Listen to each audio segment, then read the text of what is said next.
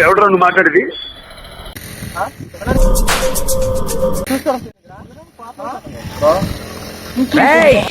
లోపల పెగ్గుపడింది, లోపల ఉన్న సింహాన్ని బయటికి లాగొద్దు.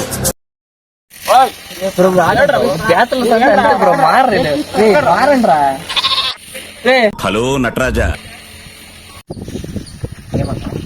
అదే బ్రో ఊరుకుంటే తొలగవుతుంది కదా. ఈ బ్యాచులర్స్ ఇప్పుడు మారాలి.